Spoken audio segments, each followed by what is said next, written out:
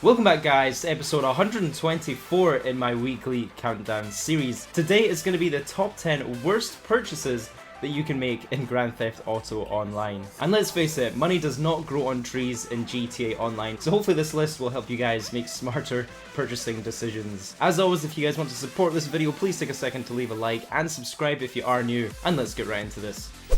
Up first at the number 10 spot is the RHINO tank, coming in at $1.5 million. Now the tank was actually one of the first OP vehicles in GTA Online back in the day. I guess at the time too many people complained about this vehicle and Rockstar actually ended up nerfing it. And when I say nerfing it, they seriously nerfed it. I think it used to withstand about 15 explosives before, and now this thing blows up after 4 sticky bombs, so it's had just a ridiculous nerf. And when we compare the RHINO tank to today's powerful vehicles, the original tank just doesn't stand a chance against them. You know, if this thing was against the APC or the Kanjali tank, it just won't stand a chance. So it's crazy to think that Rockstar still haven't patched this or restored it to its original state. Even if you're just driving the RHINO tank around the map and you're just running into cars, it will actually start smoking ridiculously quickly, and it really is just a bit of an embarrassment to even call this thing a tank today. Now I guess being 1.5 million, it is a bit cheaper than some of the newer military vehicles that have been added in the game. However, back in the day, 1.5 million was still a lot of money. All of the people, including myself, that did buy this during the heist update have been totally left shortchanged after this nerf, so it's most definitely not worth owning today.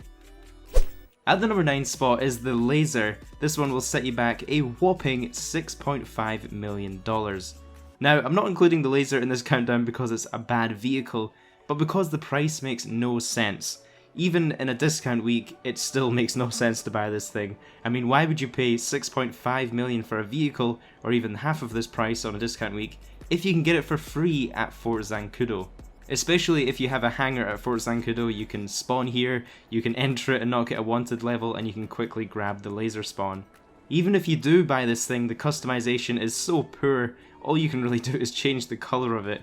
I mean, I guess the only plus side of owning it is being able to spawn it as a personal vehicle on your map, but it really just doesn't excuse the price of $6.5 million. Next up is the BOMBUSHKA. At full price, this one will set you back 5.9 million, so just under 6 million for this thing. The BOMBUSHKA is a huge cargo plane that was introduced as part of the Smuggler's Run update, and it features a bomb bay for carpet bombing. And for such a huge plane, you'd think this thing would withstand quite a bit of damage, but it actually has no armor. The BOMBUSHKA can be taken down as if it was just a paper plane dying after a few explosive sniper rounds. I think 3 explosive sniper rounds, and it'll be taken out. You won't be able to pilot this thing anymore.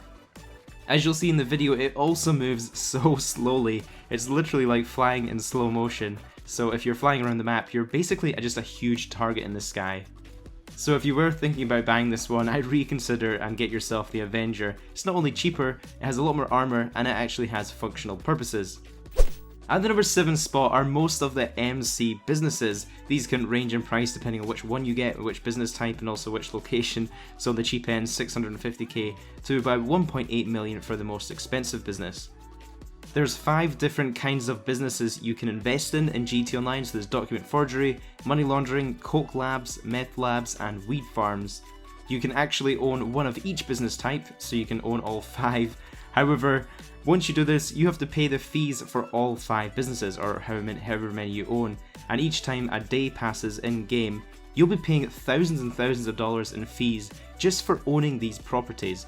And that is really going to eat away at your cash stack every time a new game day happens in your lobby. As most of you guys should know by now, the most profitable business type to own is the coke lockup, but even then your profit per hour is so minimal, it's barely worth the effort, especially if you're stealing your own supplies. It's not even worth owning this business.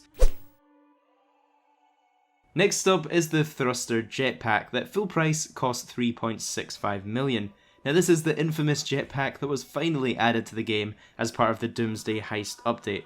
Now don't get me wrong, the jetpack is a pretty cool vehicle, but it does get very old very fast. It's not the easiest to maneuver, it doesn't stand much of a chance against other air vehicles, it's not very efficient to fly around with, and while you're flying it, there's almost no protection from gunfire, so if anyone's on the ground and they're shooting up at you, they can quite easily just shoot you out with a few bullets. And the worst thing is, if you do get shot while you're piloting your jetpack, you'll fall out of the jetpack, and the jetpack will just fall and explode on the ground, and it charges the owner with the insurance premium, so the person that shot you doesn't even get charged with that. The jetpack's also limited on the weaponry. It has around 30 missiles, so once you've used those, you won't be able to fire them anymore. And there's just not many reasons why you'd want to use this vehicle, other than the fact of its novelty value, so that's why it makes this list. At the number 5 spot are the Galaxy Super Yachts. So there's 3 types of yachts you can purchase in GT Online. The Orion starting at 6 million, the Pisces starting at 7 million, and the Aquarius, the most expensive one, starting at $8 million. Of course, the upgrades you can get on top of these will easily set you over 10 million for the best yacht. I thankfully managed to snag my yacht on a bonus week, and I managed to get it half price, but even then the yacht is pretty irrelevant in GT Online today.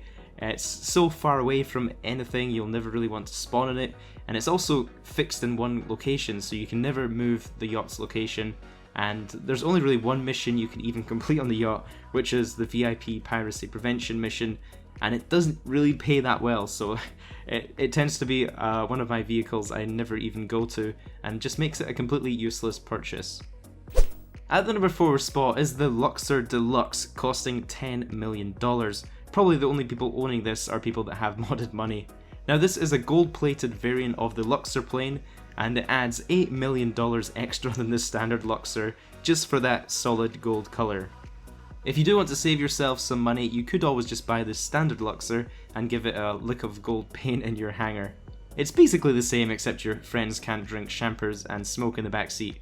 But I guess you need to ask yourself, is it worth that extra 8 million just to drink some champagne?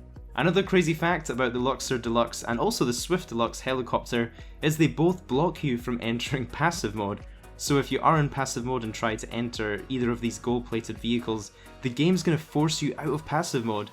And I have no idea what really the reason behind this is, since these are purely cosmetic vehicles, they're not attack vehicles, so I feel like passive mode would be most useful for flying these vehicles. And for some reason Rockstar lets griefers fly around in Hydras in passive mode. It just makes no sense to me. Moving on, we've got the Maze Bank Tower office starting at $4 million. Now this is the most expensive office you can buy in GT Online, and upgrades will of course add more to this price. Now remember when offices were first released, everybody wanted the Maze Bank. It had an awesome view, and obviously being the biggest building, it had a lot of street cred owning this office. However, you really need to ask yourself, realistically, how much time do you spend in your office? The only time I really go in my office is just in there for 10 seconds to quickly use the laptop to manage my businesses, and then I'll head back out. And the cheapest office does the exact same thing. And if anything, the Maze Bank Tower is also the least efficient office for making money. Being so high up, you have to fly up to the tallest building in the game to land your helicopter with the shortcut to enter your office. Whereas if you own one of the smaller offices, even the cheapest one, since it's in a much smaller building, you can easily just fly over that and use the shortcut to land on the helipad. At the number 2 spot are stilt houses. These come in a range of prices depending on which one you go for. The cheapest end are about 449k all the way up to 800k for the most expensive one. Now these are pretty fancy houses on the hills for people that want to show off. I'll admit they do have a very nice view, however they are very inconvenient. Some of the worst locations to actually own property in GT Online are these stilt houses. It makes it very difficult getting in and out to this location, it makes driving to them very tedious, and the garages are also disconnected from the main house, meaning you can't walk through the house into the garage. You have to manually exit the stilt home and then enter your garage manually, and that means you have to suffer through 2 different loading screens just to get into your garage. So if you're looking for an efficient house to own, do not buy a stilt house. And that leaves me with the number 1 worst purchase that you can buy in GTA Online, and it has to go to the office safe. This one will set you back $335,000. And although that isn't the most expensive purchase in this list, the reason I'm giving it the number 1 spot is because the safe is completely useless. It's literally just a cosmetic feature you can buy in your office. A lot of the other purchases in this countdown, while they are useless, at least they have some kind of physical function, whereas the safe just does literally nothing. The worst part is it doesn't even clean up the cash that you have lying around your office. I believe the more money you make and own from your businesses in GT Online, the more cash that will be lying around scattered all over your office, and it can get pretty messy. You'd think the safe would be a great way to clean that up, But yeah, all the money will still be lying all over the ground if you have yours safe, and it does absolutely nothing. So that was my top 10 worst purchases in GTA Online. Let me know in the comments what the worst thing you guys have ever purchased. Do you have any buyer's regrets that you've made over the years in this game? As always, don't forget to leave a like on the video if you did enjoy. If you are new, go ahead and subscribe. I do a new countdown every single week. And if you missed them, I'll have the last few episodes on screen in just a second. Have a great day, guys, and I'll catch you in the next one. Flipping cars, I live the scene. Flipping high shit with the team. You know me, got the antidote. I spit it sick up in Los Santos. Dodging missiles, dodging bullets. Coming at me now, tell me to pull it. I'm a G, DOA, silent core in GTA.